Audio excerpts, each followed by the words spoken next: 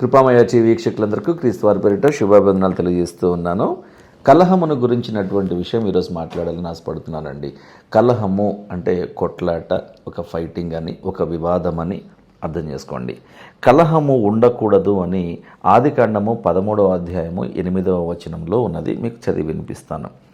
అబ్రాము లోతుతో మాట్లాడుతూ, మనము బంధువులము కనుక నాకు నీకును నా పశువుల కాపరులకు నీ పశువుల కాపరులకును కలహము ఉండకూడదు.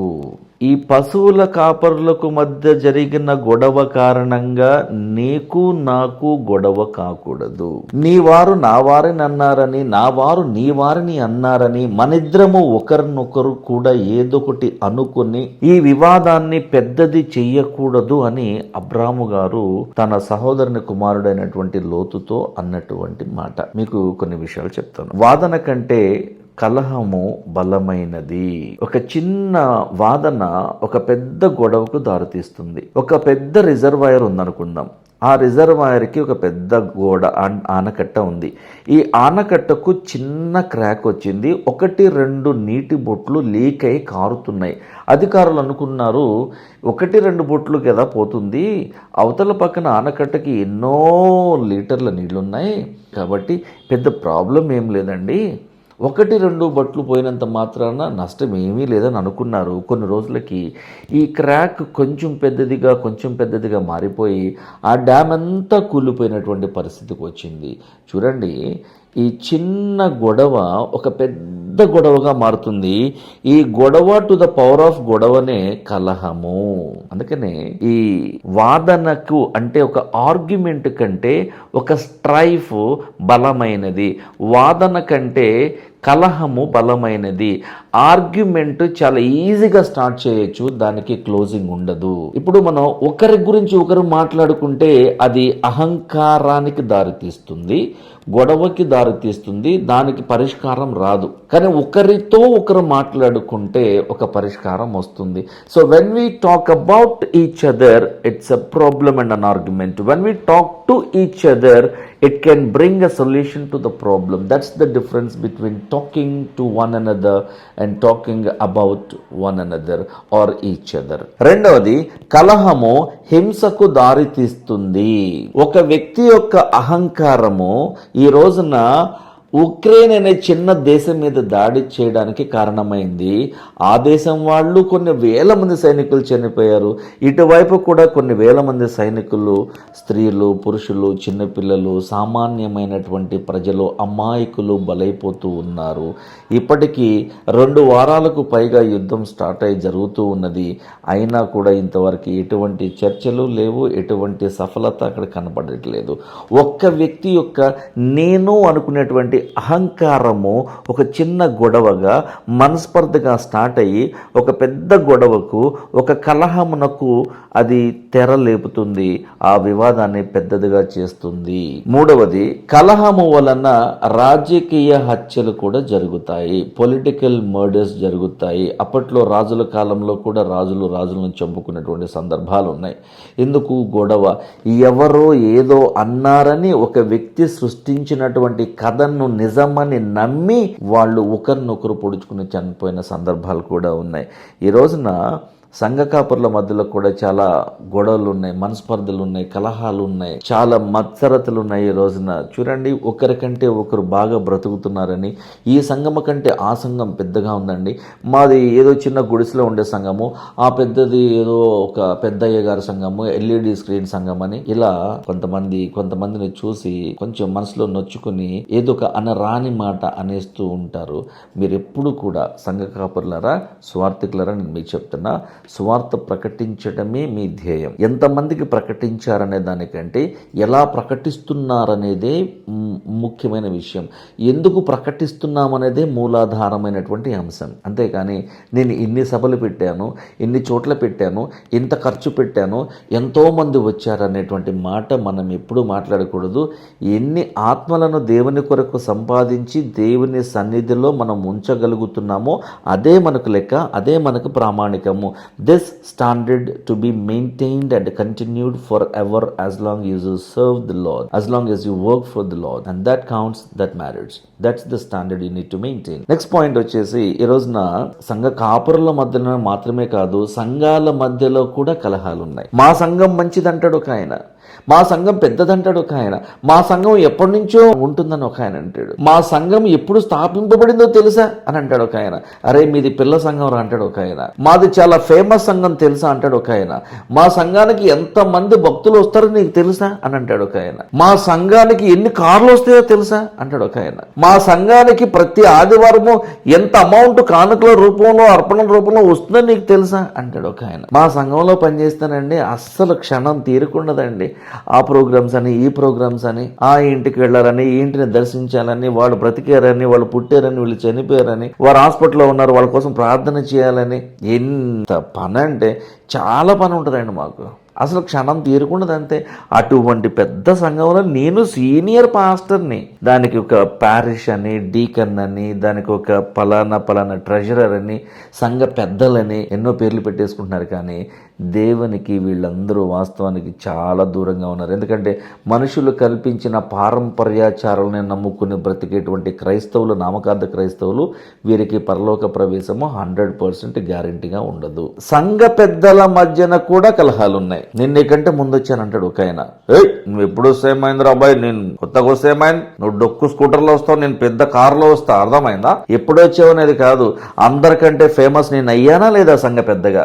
ఇది చూడండి, బైబిల్లో క్రీస్తు శిష్యులుగా ఉంటూ అపోస్తులుగా ఉంటున్నటువంటి అపోస్తుల కార్యములు రాయబడినటువంటి ఆ విషయాలు ఆధారంగా చేసుకుని చూస్తే అపోస్తులందరూ కూడా కొన్ని సంఘాలను స్థాపించారు. అక్కడ కొంతమంది సంఘ కాపరులు ఉన్నారు, అక్కడ కొంతమంది సంఘ పెద్దలు ఉన్నారు. ఆ సంఘ పెద్దల యొక్క బాధ్యతలు ఎలా ఉండేవంటే, ఆ సంఘానికి వస్తున్న ప్రతి ఒక్కరి అవసరాన్ని తెలుసుకుని వారికి సహాయం చేసేటువంటి ఆ లక్షణాలను కలిగి ఉండేవాళ్ళు. కానీ ఇప్పుడు సంఘ కాపరులు అలా లేరు. నేను నీకంటే తోపు, నేను నీకంటే పెద్దవాడిని, నేను నీకంటే ఫేమస్, నేను నీకంటే ఎక్కువ అధికారం కలిగిన వాడిని, నాకున్నటువంటి తెలిసిన వాళ్ళు ఎక్కువ, నా బంధువులు ఎక్కువ ఉన్నారు ఈ సంఘంలో, నేను ఇప్పుడు ఎలక్షన్ పెడితే నేనే గెలుస్తాను తెలుసా, రాత్రికి రాత్రిని పాస్టర్ని మార్చేయగలను నేను అనుకుంటున్నాడు. ఎంత దౌర్భాగ్యం అంటే పాస్టర్కి ఆయనకున్న ఉద్యోగానికి గ్యారెంటీ లేకుండా చేస్తున్నారు వీళ్ళు. ఇది సంఘ పెద్దలకి గౌరవం ఇవ్వకపోతే పాస్టర్ని మార్చేస్తారా? సంఘ పెద్దలను పట్టించుకోకపోతే పాస్టర్ని మార్చేస్తారా? సంఘ పెద్దలు చెప్పినటువంటిది చేయకపోతే పాస్టర్ని మార్చేస్తారా? ట్రాన్స్ఫర్ చేసేస్తారా? ఏంటిదంతా? మనుషులు పెట్టిన పారంపర్యాచారాలు. వీటికి దూరంగా ఉండమని పౌలు గారు నొక్కి వక్కాణించి ఎన్నో పత్రికల్లో రాశాడు ఆయన. కుటుంబాల్లో కలహాలు ఉన్నాయి. ఈ రోజున ఎన్నో కుటుంబాలలో కలహాలు ఉంటున్నాయి. భార్యాభర్తల మధ్యలో గొడవలు ఉంటున్నాయి. ఒక స్టూడెంట్కి ఒక టీచర్కి గొడవలు ఉంటున్నాయి. ఒక ప్రిన్సిపాల్కి టీచింగ్ స్టాఫ్కి గొడవలు ఉన్నాయి. నర్సెస్కి డాక్టర్స్కి మధ్యలో గొడవలు ఉన్నాయి. ఎమ్మెల్యేలకి వాళ్ళ ముఖ్యమంత్రికి గొడవలు ఉన్నాయి. ఎంపీస్కి వాళ్ళ ప్రధానమంత్రికి గొడవలు ఉన్నాయి. 2 దేశాల ప్రధానమంత్రులకి గొడవలు ఉన్నాయి. 2 ప్రాంతాల వారి మధ్యలో గొడవలు ఉన్నాయి. 2 ఊరు వారి మధ్యలో గొడవలు ఉన్నాయి. గొడవలు లేనటువంటి గృహము, గొడవలు లేని ప్రాంతము, గొడవలు లేని దేశము ఈ భూలోకంలో ఉండదు, ఉండబోదు. ఎప్పటికీ గొడవలు ఉంటాయి, అభిప్రాయ భేదాలు ఉంటాయి, తేడాలు ఉంటాయి.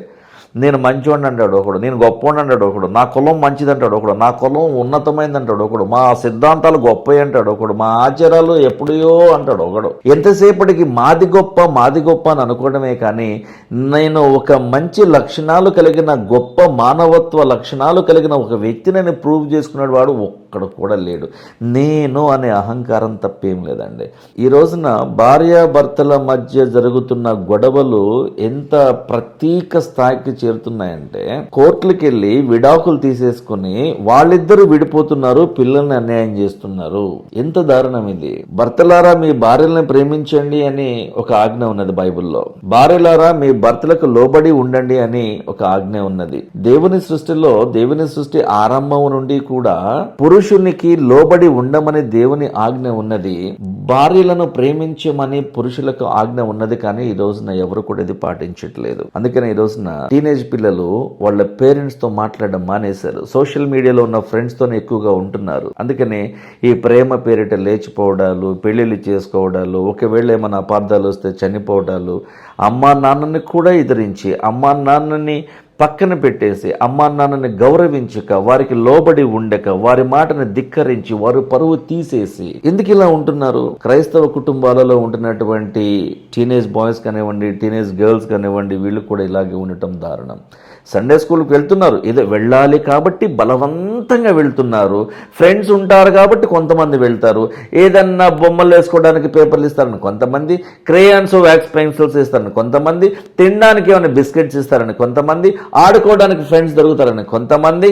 సరే, ఈ రకంగానైనా ఇంట్లో నుంచి బయటకు వెళ్ళొచ్చు, ఇల్లునే జైల్లో నుంచి బయటకు వెళ్ళి కొంచెం సేపు 1 గంట 2 గంటలు ఆడుకోవచ్చు, వేరే వ్యక్తులను చూడొచ్చు, విచిత్రమైన ప్రదేశాలకు వెళ్ళొచ్చు అని ఆశపడి కొంతమంది పిల్లలు ఒక్కొక్కరిలో ఒక్కొక్క తీరు. కాబట్టి ఈ రోజున కలహము లేని కుటుంబము లేదు, కలహము లేని మనిషి లేడు. ఏదో ఒక విధంగా ఎవరో ఒకరితో ఏదో ఒక విషయంలో గొడవ పడుతున్న వారు అందరూ ఉన్నారు. ఇందులో మినహాయింపు లేదు. కానీ బైబిల్ చెప్తున్న మాట ఏంటంటే, మీరు గొడవలకు దూరంగా ఉండండి, ఎవరి మీద మీరు కక్ష పెట్టుకోవద్దు. నిన్ను వలె నీ పొరుగువానిని ప్రేమించు. అవతలి వ్యక్తికి ఏది కావాలో, ఏది చేస్తే బాగుంటుందో నీకు తెలియాలి. ఎందుకంటే నువ్వు ఇతరులు నీకు ఏది చేయాలని నువ్వు అనుకుంటున్నావో అది నువ్వు ఇతరులకు చేయమని యేసు ప్రభు అన్న మాట. అది పగ తీర్చుకోవడం నా పని అంటున్నాడు కదండి ప్రభువు, యెహోవా దేవుని మాట. అది పగ తీర్చుకోవడం నా పని, నాకు వదిలేసి నేను చూసుకుంటాను కదా, నువ్వు క్షమించే. పేతురు గారు అడుగుతాడు యేసు ప్రభుని, ఎన్నిసార్లు క్షమించాలి ప్రభువా అని అడుగుతాడు. 77 టైమ్స్ సరిపోతుందని కాదు, నువ్వు లెక్కలేనన్ని సార్లు, అపరిమితమైనన్ని సార్లు నువ్వు ప్రతి ఒక్కరిని కూడా క్షమించాలి. నిన్ను ప్రేమించే వారిని నువ్వు ప్రేమిస్తే దానిలో కెక్కేముంది నాయన, నిన్ను ద్వేషించే వారిని కూడా నువ్వు ప్రేమించాలి. అది కదా క్రైస్తవ లక్షణం, క్రైస్తవుని జీవితం యొక్క లక్షణము, ధ్యేయము ఇది కదా అని యేసు ప్రభువు పేతురుతో అన్నమాట. ఈ కలహము విషయమై సొలొమోను గారు సామెతల గ్రంథంలో రాసిన మాట మీకు వినిపిస్తాను. 20వ అధ్యాయము 3వ వచనము.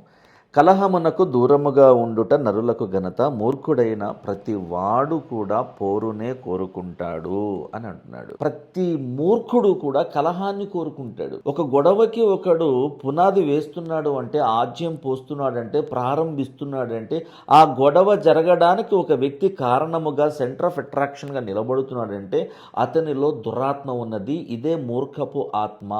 దేవుని ఆత్మ మీలో ఉంటే మీరు క్షమించగలిగే క్వాలిటీని కలిగి ఉంటారు. దేవుని ఆత్మ లేని వాడే గొడవకు దారి చేసేటువంటి ఒక పరిస్థితిని వాడు సృష్టిస్తాడు. అందుకని కలహమునకు దూరముగా ఉండండి అనే మాట సొలొమోను గారు రాస్తున్నాడు.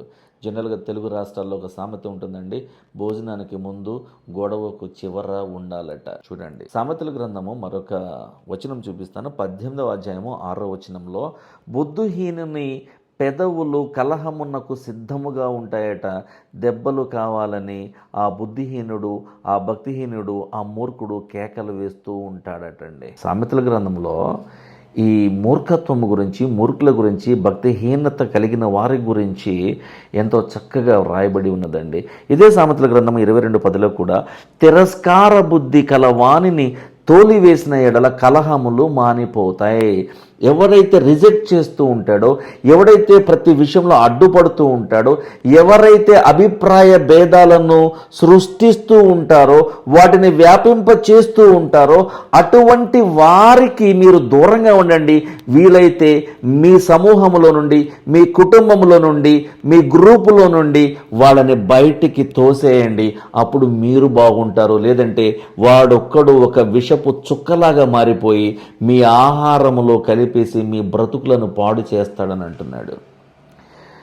కొరింథీ సంఘానికి రాసిన మొట్టమొదటి పత్రికలో పౌలు గారు కూడా 3వ అధ్యాయము 3వ వచనంలో, మీలో అసూయయు కలహమును ఉండగా మీరు శరీర సంబంధులై మనుష్య రీతిగా నడుచుకోను వారు కారా అని క్వశ్చన్ చేస్తున్నాడండి. మీలో అసూయ ఉంటుంది, కలహము ఉంటుంది. అహంకారం ఎక్కడైతే స్టార్ట్ అవుతుందో, అహంకారము కారణంగా ద్వేషము, అసూయ, ఇక చివరికి వచ్చేది ఏంటో తెలుసా?